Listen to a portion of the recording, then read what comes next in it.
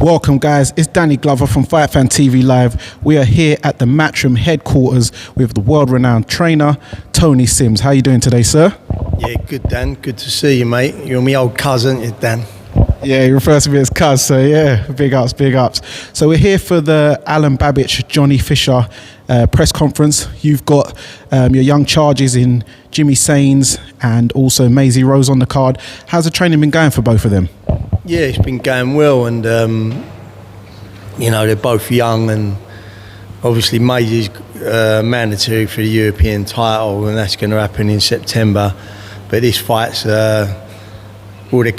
she's classing it as a warm-up, but it's really a 50-50 fight. This fight it's a really hard fight, and obviously she needs to come through this to then challenge for the European title, and she's putting the work in the gym, and you know, she's got to come through this fight.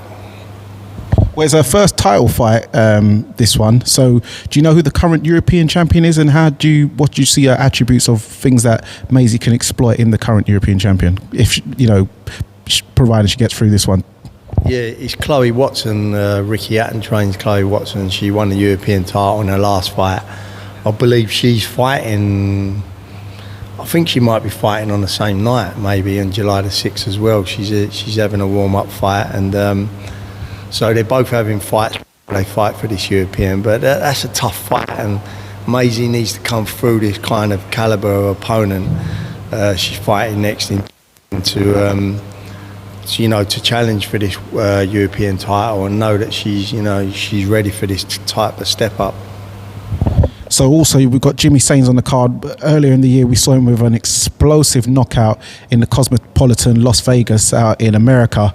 How's it? He's looking like a real sharp talent. So what is it you think is his main best attribute which is going to take him to the top, because he's looking like a real touted prospect? Yeah, as you say, he's a good prospect. He's had 4 pro fights and won them all by knockout. So obviously he can punch a bit. He's got great boxing ability, great IQ.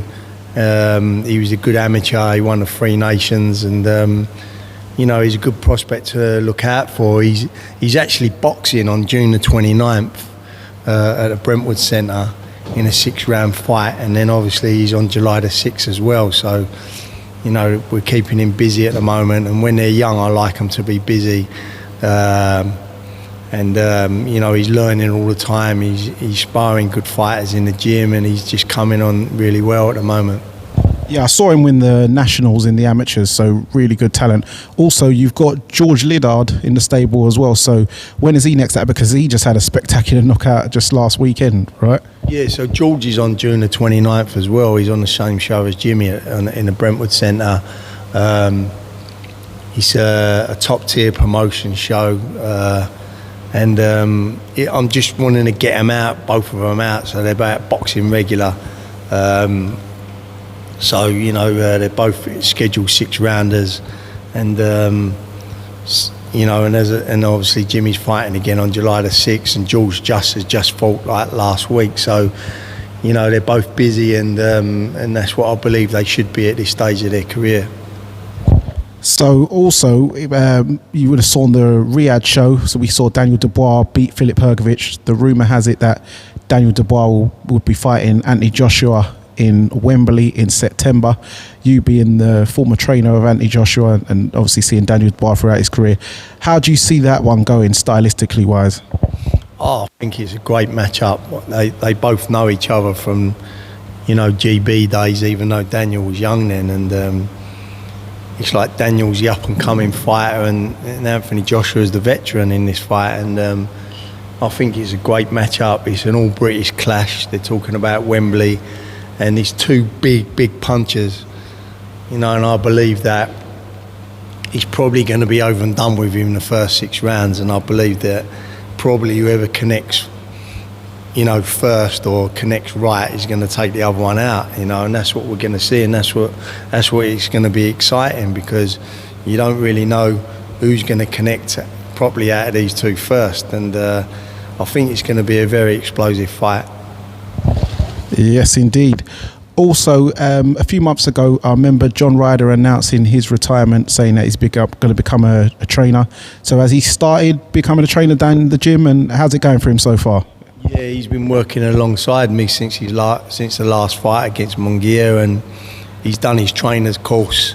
So he'll be ready to go in the corner pretty soon. And I'm really enjoying working with John. You know, he's got a wealth of experience as a fighter, and obviously he's working underneath my wing as a trainer. And I think he's going to be a great trainer. He's got great insight into professional boxing, having the career he had. And when John was active as a fighter, he took on board a lot with the strength and conditioning, and a lot with the diet as well of a fighter. And so he's got great insight into all that side of it as well. So I think John's got a great career in front of him, and you know, I'm pleased he's working alongside me. Yeah, I've heard about the famous stairs and the triangles and stuff like that. So how's the training going for you? Because, you know, I'm not going to reveal your age, but you're looking in great shape. So what's the secret? Yeah, it's just like I've always been active in training, and you know, I believe that I've never really stopped training my whole life, really, since 11 years old when I was boxing amateur, right until I stopped boxing when I was like 20. I've always kept active, and you know, I've always run, I've always done weights, I've always, you know, done circuit training. So I believe that the more active you keep yourself in the gym, you'll always feel the same person. Obviously, I can't run 100 metres like I could when I was like 20, but I can still run 100 metres. I'm still pretty fast. Funny enough, I was out running this morning, funny story. I was out running this morning, and I thought to myself in my head, I'll have a little slow plod this morning. Because I thought, I'm going to have a little jog this morning, a couple of miles, and then before the fighters come in, then I'm going to do a bit of a weight training before the fighters come in, because I like to get it done early in the morning. So I'm running around these fields, right? 3 little dogs come out from nowhere, you know, Jack Russells. They're feisty as well. They're Jack Russells are fight. Anyway, they've come out of nowhere. They must have been in someone's garden and got out. They've come out of nowhere. I'm telling you now, right? One of them would not give up the chase. And I reckon I was doing the 100 metres near enough what I was doing when I was 20. I was like that, like Linford Christie, until it stopped chasing me, honestly. I thought, oh, I'm not getting bit round the ankle here, mate. So that's one way to get a PB. So that, my little slow plod went out the window this morning. I was on a fast one for a little while. But yeah, it's funny. That's excellent. So are you looking forward to the Paris 2012 Olympics, and is there any amateurs you're looking out for to possibly sign in the future, providing they do well, or even if they don't necessarily do as expected, but you've seen a bit of them and tout them for big things? Yeah, I mean, listen, the Olympics come around once every 4 years.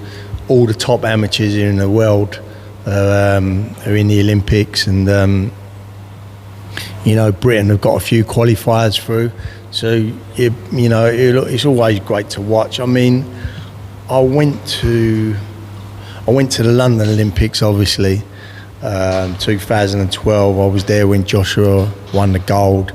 I was there when Katie Taylor won the gold. I also went to the 2004 Olympics when Amir Khan got silver. Never went Beijing. I never went to Beijing. I wanted to go to Beijing one. I was going to go, but I think I had Darren Barker fighting on the same kind of weekend, so I couldn't go. But the Olympics is a special occasion, you know. When you go there, you feel that, you know, you feel that occasion that the whole world is watching in, and these are the best talented amateurs in the world. You know, so it's fantastic, and I like watching every part of the Olympics. I like watching all the athletics. I like watching, you know, every part of it. It's just a great occasion, and you know, Paris this year is not far away, and I'm probably going to try and go actually to try and go to it, because it's not that far. You just I'm going to be out there going on the Eurostar. Yeah, that's what I'm saying. You get a Eurostar, so. I'll probably go to the Paris Olympics this year and watch watch a few events. I'll tell you a funny story about the Athens Olympics. So I went there with Tony Burns, who was the old Repton coach, and I went with his son, young Tony. And anyway, we got there. We didn't have any tickets to get into the Olympics, so we were asking people outside the ticket touts. We ended up buying 3 tickets. Didn't know where it was going to get us into. We wanted to get inside the village, so we've got into there. And the 3 tickets that took us into the diving, right? And we're sitting there, we don't know nothing about the diving. And then someone's rung, we was kind of front row seat. Someone's rung Tony Burns from Repton Club and said, "Is that you 3 sitting there in the front seats of the diving?" But we got in to see the boxing, obviously. You see, like, Andre Ward won the gold and Andre Durrell won the bronze. So it was a great Olympics that year. As I say, Amir Khan won the silver. No, James DeGale was in Beijing. Oh, yes. That was 4 years. Amir Khan won the silver, yeah. But it was a good Olympics that year, and it's always a great occasion, fantastic occasion. So on the weekend, the 5 versus 5, it wasn't the result we wanted. Lost 10-0. Obviously, my cousin, one of your former charges, Craig Richards, he lost to Willie Hutchinson. Any words for their performance, or what do you think? Any messages for him? I just think watching it, I had him, to be honest, beforehand, I had him as a big favourite to win that fight. I just thought that, the opponents that Craig's been in with compared to the opponents that Willie Hutchinson's been in with, I made him a big favourite, I suppose, as the bookies did as well.